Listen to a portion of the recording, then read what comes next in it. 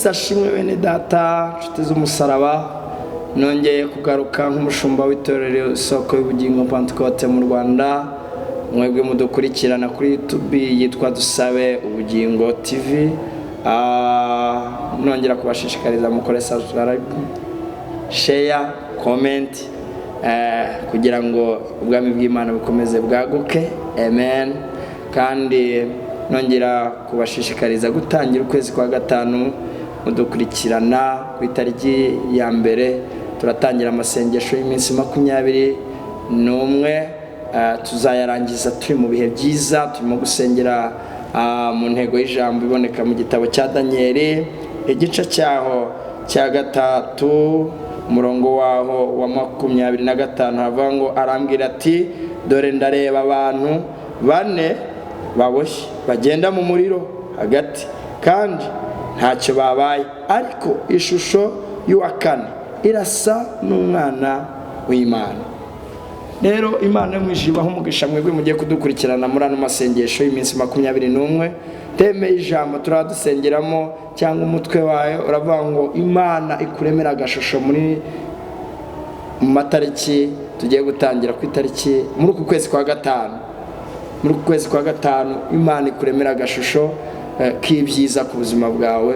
Tuzadusenga ibigoroba guhera ejo kuwa mbere guhera isaha 10 kugeza isaha 1 tuzaturi imbere y'Imana ku rusengero duhamagara Imana dusengera ibyifuzo, twiga ijambo ry'Imana.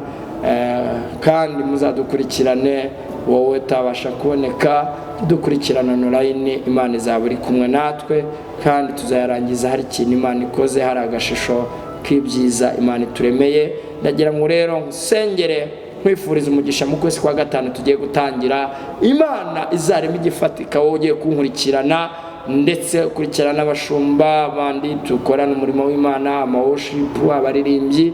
Imana izakuremera igitangaza mu kudukurikirana kwawe.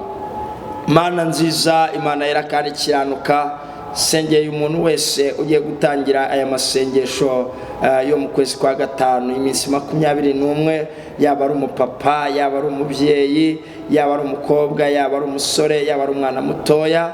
Mana uzamuremera ikimenyetso cy'ibyiza, Mana uzamuremera ishusho kubitemeraga, nkuko Mwami Imana Nebukadinezari yavuze ngo ishusho y'umuntu wa 4 arasa n'umwana w'Imana. Reka Mwami twabagaho nta shusho y'ibyiza, ariko kuko umuriro badushyizemo ugiye kudukuramo dufite ishusho y'ibyiza. Umuntu wese uri gutangira ukwezi kwa gatanu umuremera ishusho y'ibyiza, umuremera akazi gafatika, umuremera ubuzima buzima, ukure ibidafite umumaro ku buzima bwe. Mwami uku kwezi kuzamubera kwihirwe, kuzamubera ko kwakira, kuzamubera ko kunezerwa kuko Imana ibikora. Ndetse n'igihugu cyacu cy'u Rwanda uzakiremeremo ibyiza cyane ko uhora ubirema, kandi ndetse n'itorero ry'u Rwanda remo abakristo bose uzabaremera ikimenyetso cy'ibyiza kuko ari wowe bitanga. Ndabigushimiye rero hari ikintu buri muntu wese ugiye kumuremera, ni mu izina rya Yesu Kristo.